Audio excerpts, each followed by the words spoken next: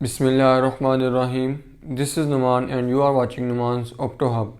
This lecture is a continuation of the last lecture. In last lecture we discussed the retinoscopy, the actual definition of the retinoscopy, why retinoscopy is a misnomer and the types of the retinoscopy. But in this lecture we will discuss the principle, the very important thing, the principle of the retinoscopy, on which principle the retinoscopy is work.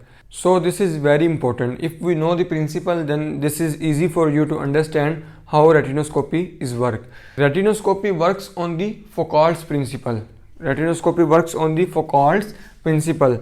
Foucault is a person who give this principle, so that's why this principle is called Foucault's principle. Foucault's principle said that when a light reflected from a mirror into the eye, there are two sentences in this Foucault's principle. So first read it, then we will discuss in detail. Okay, so when a light reflected from a mirror into the eye, the direction in which light travels across the pupil depends upon the refractive status of the eye. The direction in which light travels across the pupil depends upon the refractive status of the eye. What does it mean? It means that when a light reflected from a mirror, which mirror? The reflected mirror which is placed in the retinoscope. When a light reflected from a mirror, the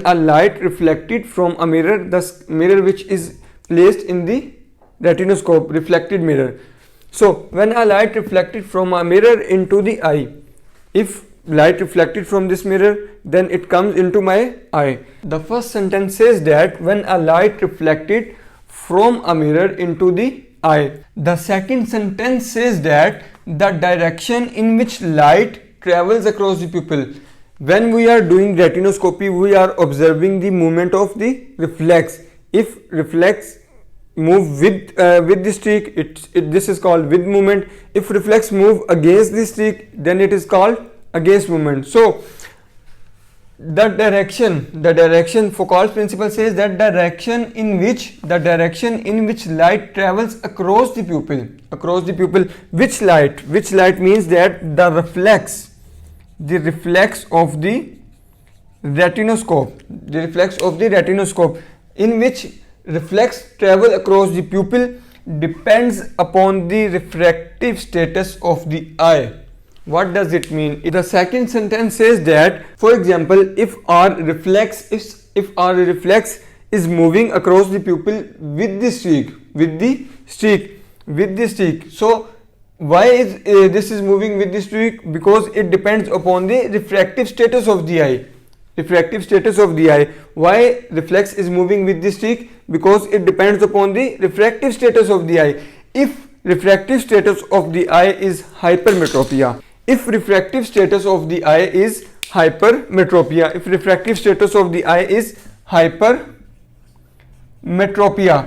then the reflex move with the streak. If I move the streak here, then the reflex also move with the streak.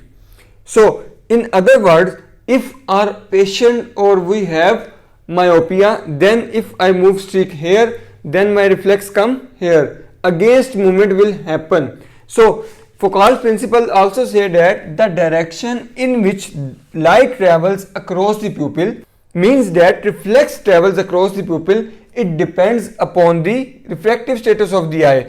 And also say that the direction is directly proportional to the refractive status.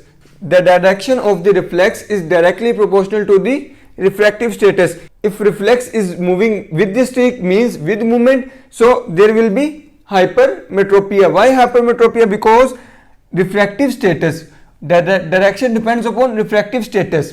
If with movement is happen, it means there is hypermetropia. So if there is myopia, it means there is against movement. The direction of the reflex always depends upon the type of the refractive status. I hope Foucault's principle now is clear to you. Foucault's principle says that when a light reflected from a mirror into the eye means that which mirror? The reflected mirror. Through this reflected mirror, the light come into my eye.